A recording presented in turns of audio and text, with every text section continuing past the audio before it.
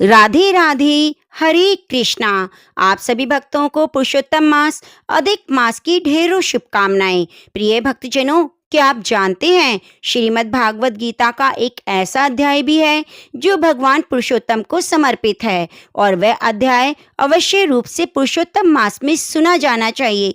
यदि मनुष्य उस अध्याय का श्रवण करता है तो भगवान पुरुषोत्तम कृष्ण की कृपा उसे प्राप्त होती है, सभी दुखों का नाश हो जाता है, सभी पापों का नाश होता है और वह मनुष्य पुरुषोत्तम मास की उत्तम फलों को प्राप्त करता है।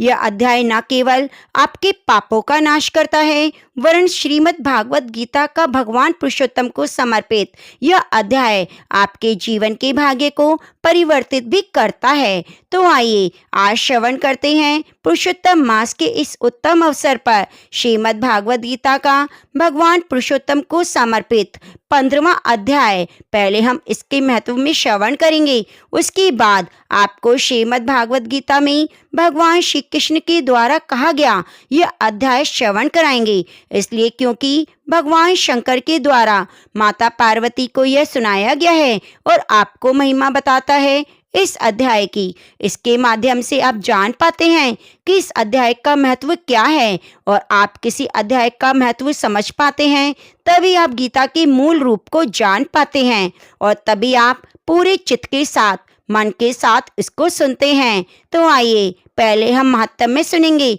फिर अध्याय का श्रवण करेंगे। आप सभी भक्तों से निवेदन है, कथा को सुनते हुए आप वीडियो को लाइक जरूर कीजिएगा और कमेंट बॉक्स में हरे कृष्णा जरूर लिखिएगा। भगवान श्री कृष्ण आपके पितरों को गोलोक धाम में वास दे, इसलिए कमेंट में हरे कृष्णा ओम नमो भगवती वासुदेवाय जरूर लिखिएगा। प्रेम से बोलिए कृष्ण भगवान की जय। श्रीमद् भागवत गीता की जय। श्री महादेव जी कहते हैं, पार्वती अब गीता की 15वें अध्याय का महात्म्य सुनो। गौड़ देश में कृपाण नरसिंह नाम का एक राजा था, जिसकी तलवार की धार से युद्ध में देवता भी परास्त हो जाते थे। उनका बुद्धिमानी सेनापति शस्त्र और शास्त्र की कलाओं का भंडार था। उसका नाम था सर्वमेरुंड। उसकी भुजाओं में प्रचंड बल था। एक समय उस पापी ने राजकुमारों सहित महाराज का वध करके स्वयं ही राज्य करने का विचार किया। इस निश्चय के कुछ ही दिनों बाद वह हैजे का शिकार होकर मर गया। थोड़े समय में वह पापात्मा अपने पूर्व कर्म के कारण सिंधु देश में एक तेजस्वी घोड़ा हुआ। उसका पेट सटा हुआ था। घोड़े के लक्षणों को ठीक ठीक ज्ञान रखने वाले किसी वैश्य के पुत्र ने बहुत सा मूल्य देकर उस अश्व को खरीद लिया और यत्न के साथ उसे राजधानी तक वह ले गया। वैश्य कुमार वह अश्व राजा को देने लाया था। यद्यपि राजा उस वैश्य कुमार से परिचित थे, तथापि द्वारपाल ने जाकर उसके आगमन की सूचना दी। राजा ने पूछा, किस लिए आए हो? तब उसने स्पष्ट शब्दों में उत्तर दिया, देव, सिंधु देश में एक उत्तम लक्षणों से संपन्न अश्व था, जिसे तीनों लोकों का एक रत्न समझकर मैंने बहुत सा मूल्य देकर खरीद लिया। राजा ने आज्ञा दी, उस अश्व को यहाँ ले आओ। वास्तव में वह घोड़ा गुणों में उच्च श्रेवा के समान था। सुंदर रूप का तो मानो घर ही था। शुभ लक्षणों का समुद्र जान पड़ता था। वैश्य घोड़ा ले आया और राजा ने उसे देखा। अश्व का लक्षण जानने वाले आम आत्माओं ने इसकी बड़ी प्रशंसा की। सुनकर राजा अपार आनंद में निमग्न हो गए और उन्होंने वैश्य को मुंह मांगा स्वर्ण देकर तुरंत ही अश्व को खरीद लिया। कुछ दिनों के बाद एक समय राजा शिकार खेलने के लिए उत्सुक हो उसी घोड़े पर चढ़कर वन में गए।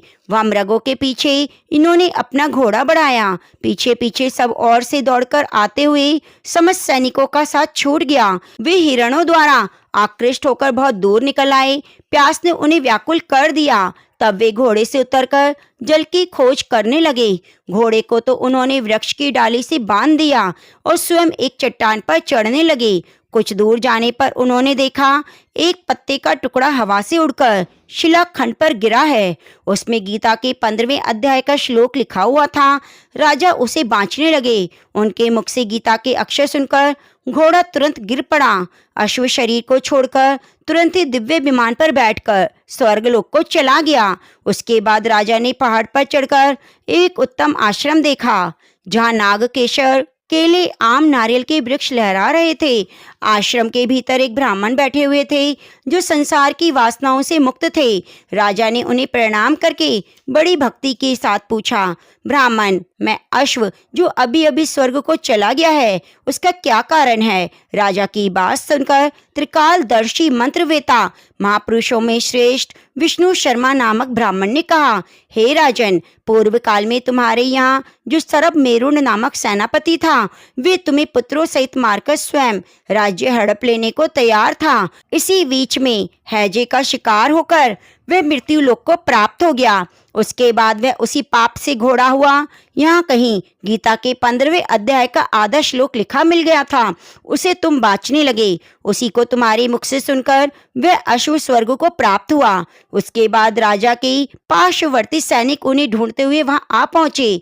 उन सबके साथ ब्राह्मण को प्रणाम करके राजा प्रसन्नता पूर्वक वहां से चले और गीता के 15वें अध्याय के श्लोक अक्षरों से अंकित उसी पत्र को बाँच कर प्रसन्न होने लगे। उनके नेत्र हर्षित खिल उठे थे। घर आकर उन्होंने मंत्रवेता मंत्रियों के साथ अपने पुत्र सिंहवल को राज्य सिंहासन पर अभिषिक्त किया और स्वयं 15वें अध्याय के जप से विशुद्ध चित्त होकर मोक्ष को प्राप्त किया।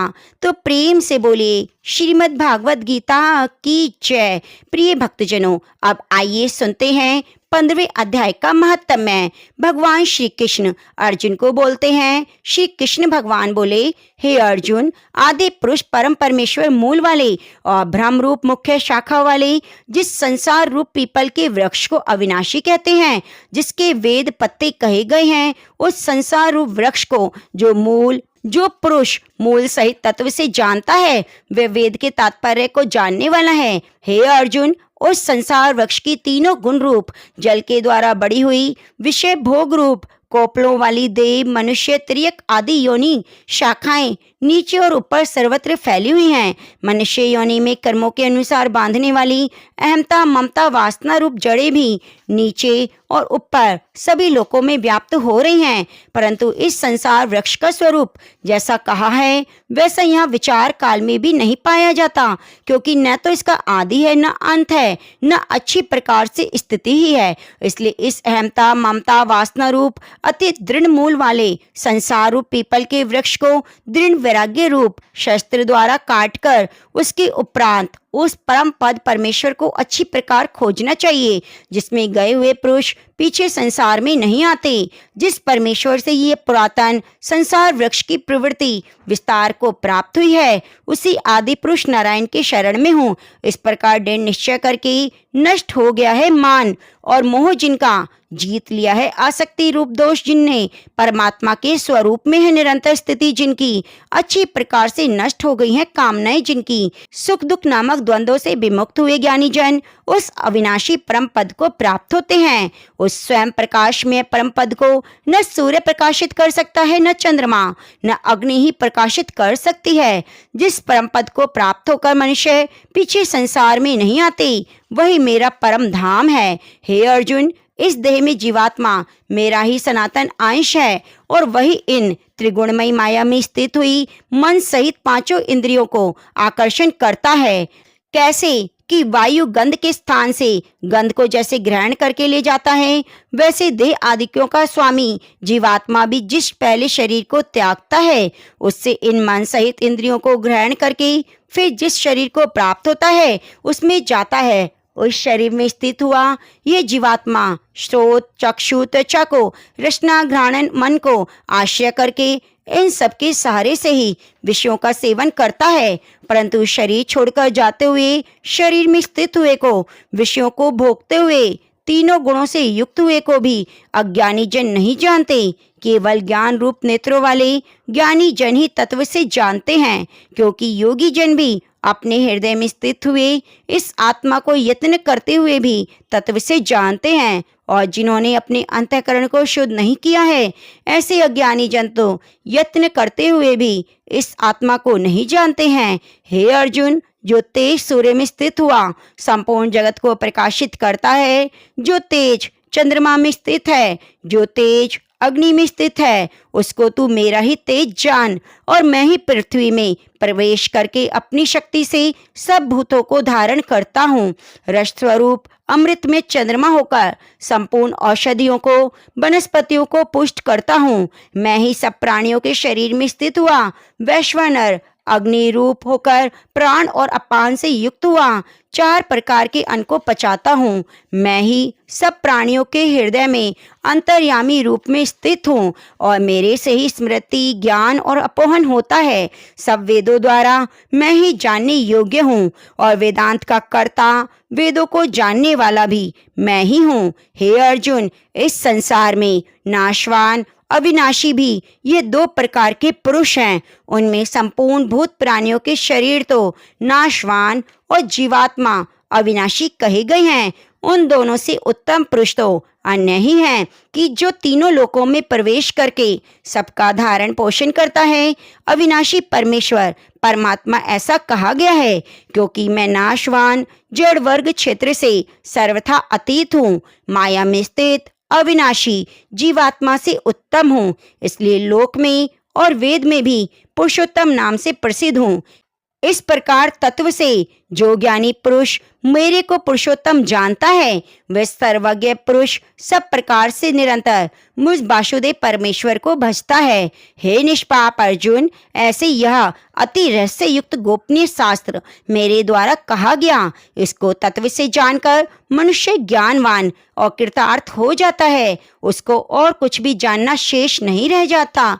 इस प्रकार अध्याय में भगवान ने अपना परम गोपनीय प्रभाव भली प्रकार से कहा है। जो मनुष्य उक्त प्रकार से भगवान को सर्वोत्तम समझ लेता है, फिर उसका मन एक क्षण भी भगवान के चिंतन का त्याग नहीं कर सकता, क्योंकि जिस वस्तु को मनुष्य उत्तम समझता है उसी में उसका प्रेम होता है, और जिसमें प्रेम होता है उसी का चिंतन होता है। अतएव सबका मुख्य कर्तव्य है कि भगवान के परम गोपनीय प्रभाव को भली प्रकार समझने के लिए नाशवान क्षणभंगुर संसार की आसक्ति का सर्वथा त्याग करके परमात्मा के शरण होकर भजन और सत्संग की विशेष चेष्टा करें। तो प्रेम से बोलिए श्रीमद् भागवत गीता की जय, पुरुषोत्तम मास की जय, पुरुषोत्तम भगवान की जय। श्री कृष्ण गोविंद हरे मुरारी, हे नाथ नारायण वासुदेवा, हे नाथ नारायण वासुदेवा, हे नाथ नारायण वासुदेवा। कृष्णाय वासुदेवाय हरे परमात्मने प्रणतः क्लेशनाशाय गोविंदाय नमो नमः। कृष्णाय वासुदेवाय हरे परमात्मने प्रणतः क्लेशनाशाय गोविंदाय नमो नमः। कृष्णाय वासुदेवाय हरे परमात्मने प्रणतः क्लेशनाशाय गोविंदाय नमो नमः। कृष्णाय वासुदेवाय हरे परमात्मने प्रणतः क्लेशनाशाय गोविंदाय नमो नमः। जय जय राधा जय जय श्याम, जय जय श्री वृंदावन धाम। जय जय राधा जय जय श्याम, जय जय श्री वृंदावन धाम। जय जय राधा जय जय श्याम, जय जय श्याम, जय जय राधा जय जय श्याम, जय जय श्री वृंदावन धाम। कुंज विहारी हरिदास बोलो, कुंज विहारी हरिदास। राधा बल्लभ श्री हरिवंश बोल, राधा बल्लभ श्री हरिवंश। प्रिय भक्तजनों, उम्मीद करती हूँ आपको हमारे द्वारा सुनाया गया श्रीमद् भागवत गीता का पाठ बहुत ही अच्छा लगा होगा और आपके पुण्य को बढ़ाने वाला होगा। यदि आपको अच्छा लगा है तो कृपया चैनल पर बने रहिएगा और इसके लिए चैनल को सब्सक्राइब कर लीजिए और बगल में बनी घंटी को जरूर दबा लीजिए। कमेंट बॉक्स में एक बार अपनी हाजिरी जरूर लगाइए। धन्यवाद।